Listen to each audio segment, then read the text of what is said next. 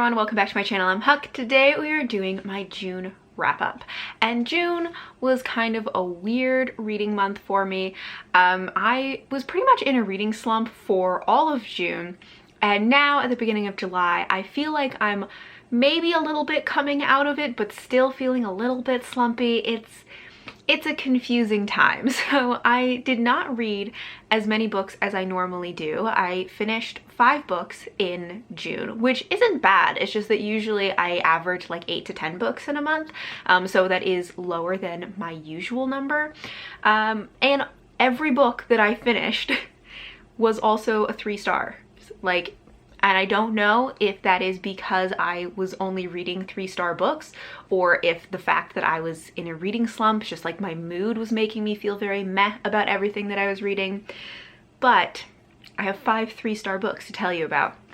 But also in June, I DNF'd 5 books. So I DNF'd just as many books as I completed. But one of the things that I was doing this month was that I did some DNF vlogs, which are these vlogs that I was doing to try and clear out some of my unread TBR books, ones that I have maybe lost interest in over time, or for some reason thought that they might be DNFs, and actually getting myself to read them instead of letting them just sit on my shelf for another year or two. And one of the reasons that I decided to do it now was because I was in a reading slump. Because a lot of times when I feel like reading, when I'm feeling really excited about reading, I only want to read the books that I'm excited about, and so I never get around to those books that I'm less sure about. But the semi-logic that I have is that if I'm already in a reading slump, I may as well just read some of the books that I think I might not like, because it's not gonna make it worse. So that's what I did in June. So I have 5 DNF books here, which I'll also link below, the 2 DNF vlogs from June if you want to see my process of DNFing books and some of the reasons why I DNF'd them.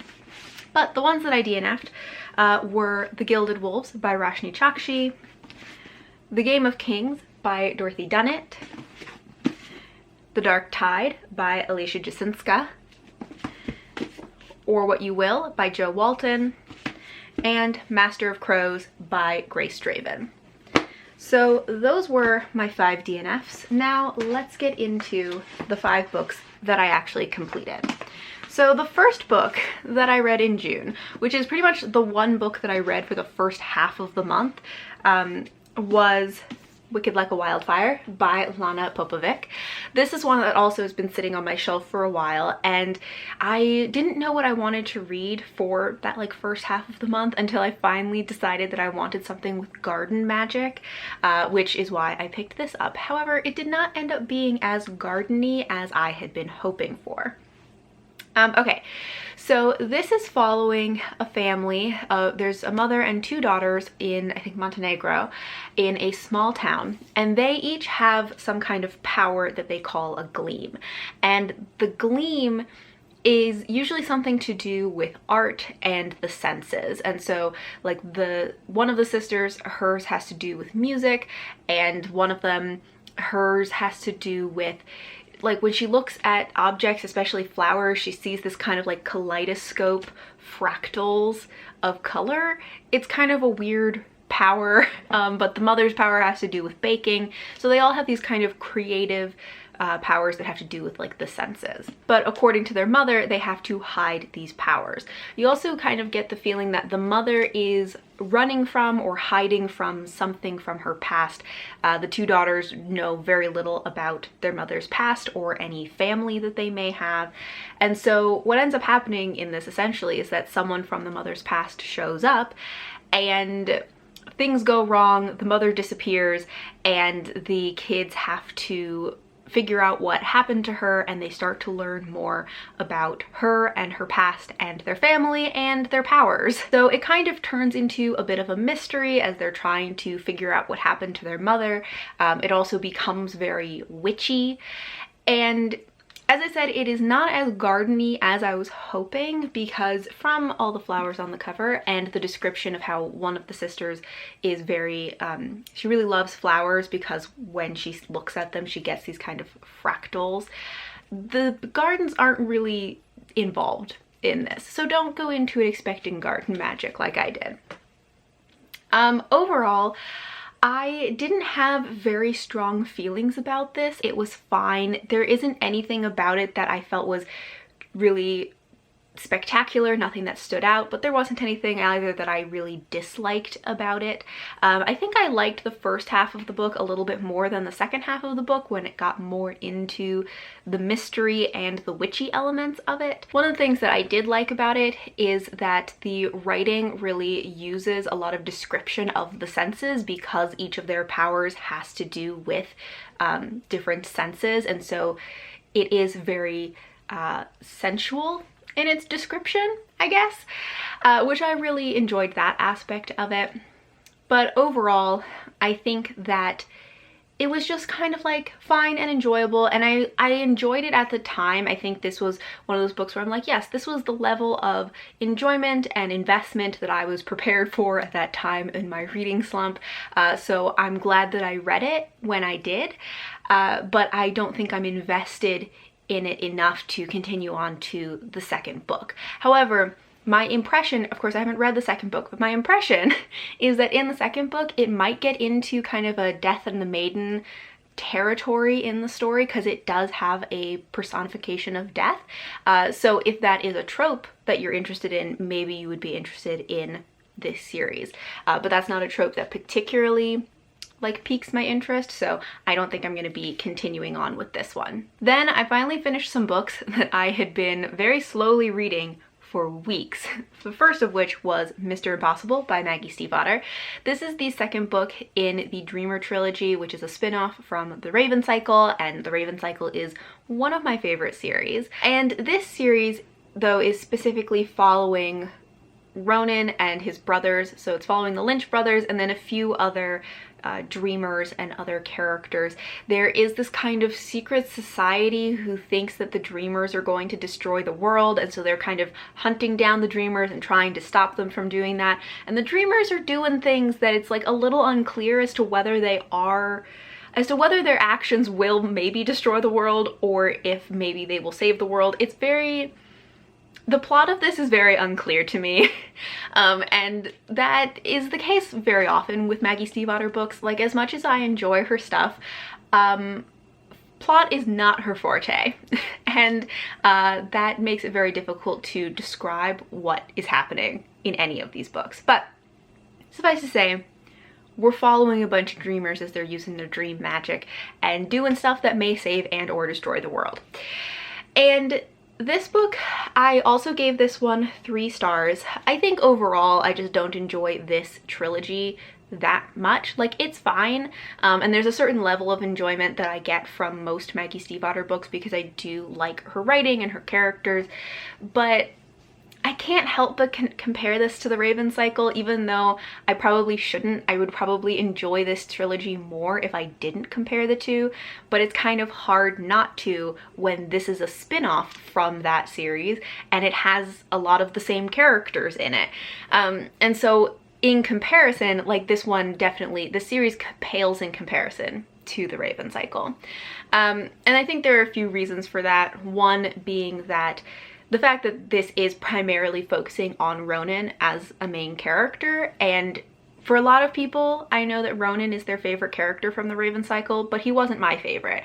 I thought that, like, I liked him well enough. I enjoyed him as a part of the larger whole of that cast of characters from the original series, but as an individual character, I was never that into him the way that I was, like, invested in other characters as individuals.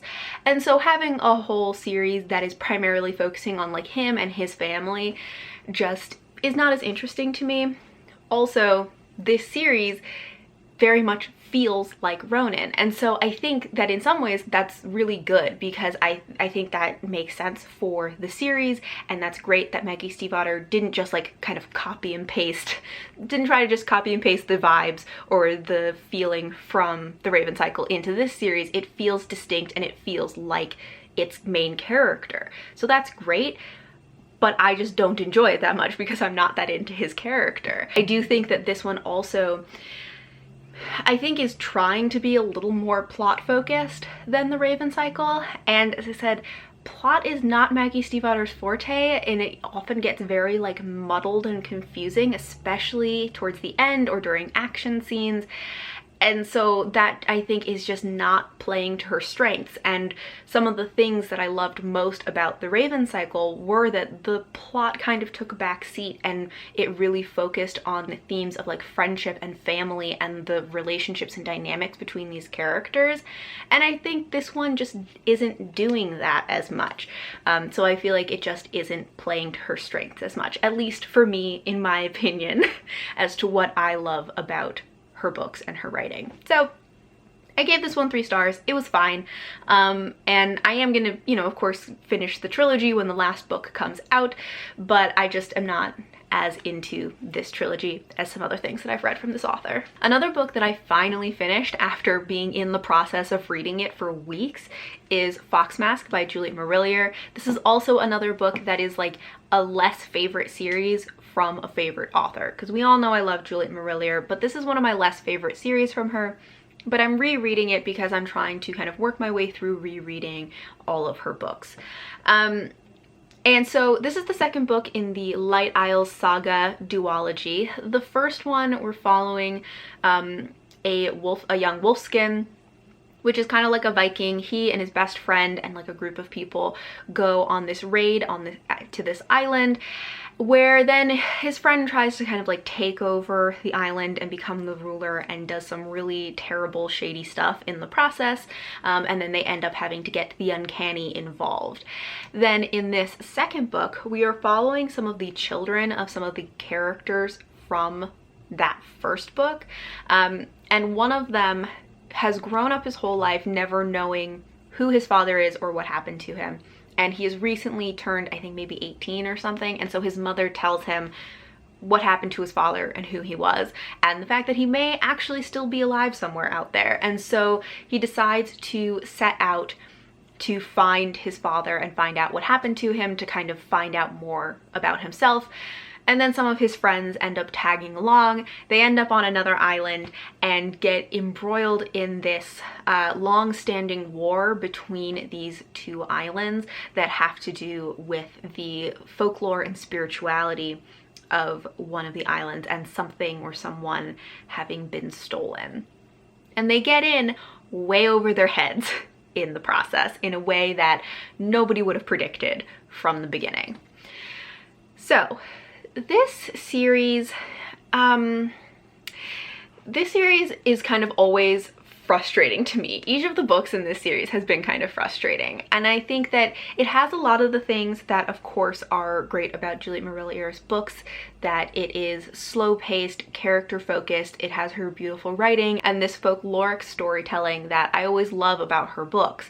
However, in this one, I just didn't connect with the characters that much. I found some of them really frustrating, some of them were really annoying, and so it was hard to just stay motivated to read it, because her books tend to be very slow and character focused, which I usually love. But if I don't like the characters, then it starts to feel like it's dragging and it's hard to stay motivated. And yeah, I just didn't really like some of the characters. Some of them were really frustratingly selfish in a way that I just wanted to like shake them. And then there are some that were like so naive in a way that just, I also wanted to shake them. I just was like so frustrated with so many of these characters. I did like the way that it ended, and the way that some of the like romances ended, because there is always, pretty much always, a element of romance to Juliet Marillier's books, and this one has that also. I did feel like the main romance that was kind of endgame in this developed a little bit quickly. In that case, I liked each of the characters, but it was a little bit fast for me, because it kind of happens in the last half or third of the book. But I did overall like the way that it ended. I also will say that Juliet Marillier can write a really good character arc, like really good character growth and development, but oh my god, were they annoying in the process. Like, I just was so frustrated with these characters.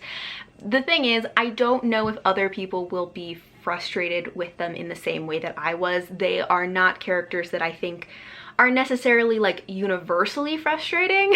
I think they just kind of did certain things that like pushed my buttons specifically. Anyways, this was also 3 stars. It was okay. Okay, then the next book that I finished was Masquerade in Lodi by Lois McMaster-Bujold. This is the 9th book that's been published in the Penric and Desdemona series of novellas. However, she now is, I think she's writing them out of order in internal chronology. So in terms of publication order, this is the 9th book, but chronologically within the world, I think this would be maybe the 3rd or 4th story or something like that. So it takes place much earlier in this the story of this character's life. But it takes place in the world of the 5 gods. We're following Penric, who is a temple sorcerer. And he's very like scholarly and unassuming, but what being a sorcerer means in this world is that he is inhabited by a chaos demon who he has befriended and named Desdemona. And in this case, Desdemona is kind of the collective name for this chaos demon who has lived in other bodies, which up to this point have all been women. And so there are also these like 5 other personalities of these like old ladies who kind of live in Penric's head and like lecture him about stuff. And it's just kind of a very sweet, funny dynamic, and I really enjoy the 2 of them together. So in this book, what it's about is Penric has found work at a temple in Lodi. It is the night of the Masquerade, which is this holiday to celebrate the bastard, which is one of the 5 gods, which is actually the one that Penric is dedicated to.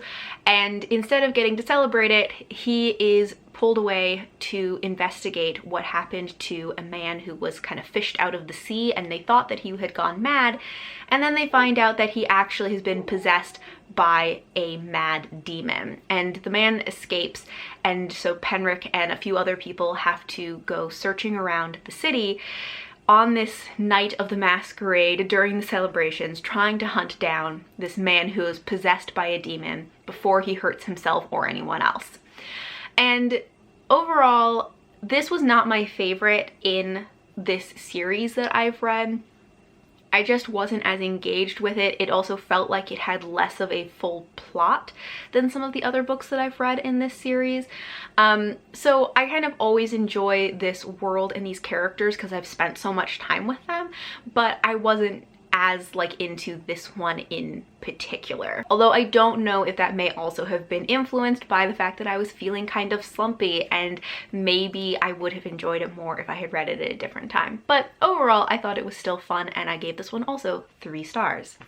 And then the final book that I read this month was A Closed and Common Orbit by Becky Chambers. And this was one of the books that I read for one of my DNF vlogs because I wasn't sure if I might DNF it because I didn't love the first book in the series, but I did complete it. So this is the 2nd book in the Wayfarer series, which is very beloved on BookTube, which is kind of a adult slice of life sci-fi series. And in this one, we're following pretty much a new cast of characters. There's one character who was in the first book who is coming into the 2nd book, but then surrounding her, there's a whole new cast of characters. And we have 2 main perspectives. One of which is an AI who has recently acquired a body to live in, and she's trying to figure out how to live in the world in a body instead of being an AI in a ship. And she has to conceal the fact that she is an AI because in this world the AIs are not allowed to have human-like bodies. I think they're only supposed to live in like ships or homes or things like that. So she has to conceal this fact while also learning how to live in this world that isn't really structured in a way that works for her and her needs, and trying to make a life for herself and you know, make a place for herself in the world. And then the other perspective that we're following is the backstory for one of the other characters. So in the like current timeline where we're following the AI's perspective, she has a friend who the other perspective is giving the backstory to that friend and that friend's childhood. And in this, I enjoyed both of the perspectives in it. I did kind of wonder why the backstory for the friend was really necessary to have a full point of view for, but that ends up kind of becoming important at the end, because in the last like 100 pages of the book we get a little bit of almost like a heist kind of plot, and that whole perspective has been giving us the reasons and motivation and emotional stakes for why this like heist is necessary for this character. So for some of the book, I was kind of wondering, even though I was enjoying that plot line, I was kind of wondering why it was there, but then it made sense at the end. And yeah, this book, like, it does not have a lot of plot. For most of the book, there's really like no plot to it except right at the end. And I did enjoy some things about it. As I said, I enjoyed both of the main perspectives in it. They were both just like likable characters. I didn't love either of them, but I liked them both. I also really liked the elements of kind of exploring being an AI and what it was like for her to, like, what's the line between being human and being a machine, and what is it like for her to try to learn how to behave human and be able to blend in, and what was difficult or confusing for her, and what were the kind of accommodations that she had to make for herself in her life. So that was all very interesting to me. Overall though, I was not highly invested in any part of this. It was just sort of like nice and pleasant the whole way through.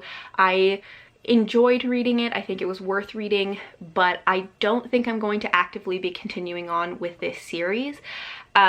So it's not like a hard DNF for this series. I'm not saying like I would never consider reading the rest of the series. Maybe someday on a whim I would pick up the next book as an audiobook. But at this time, it's not going to be on my list of like series that I am actively trying to finish. So that is the last of the books that I finished in June, all 5 of my 3-star books for the month. I'd love to hear if you have read any of these books and what you thought of them. Thank you all for watching, and until next time, bye!